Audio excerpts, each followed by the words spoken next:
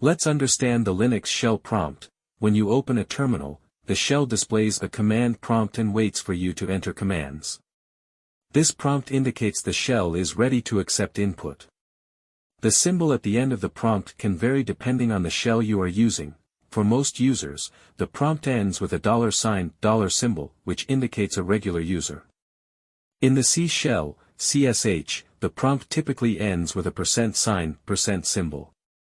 If you are logged in as the root or super user, the prompt ends with a hash mark, hashtag, showing elevated privileges.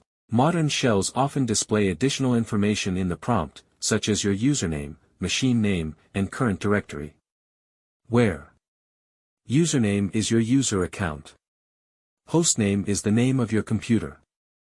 Directory shows the current directory you're working in. A common shorthand used in Linux is the tilde symbol, which represents your home directory.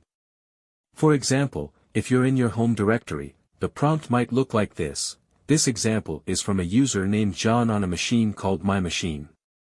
The tilde tells us that John is currently in their home directory. Prompts are configurable, so what you see on your system might differ based on your preferences or the system's configuration.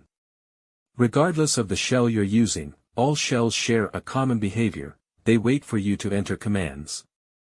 On some Unix systems, such as the C shell, tcsh, there may be a default automatic logout feature. If you do not enter any commands for a certain period, e.g. 60 minutes, the shell may log you out automatically. This time limit is adjustable, depending on your system configuration. That's all about this tutorial. See you in the next one.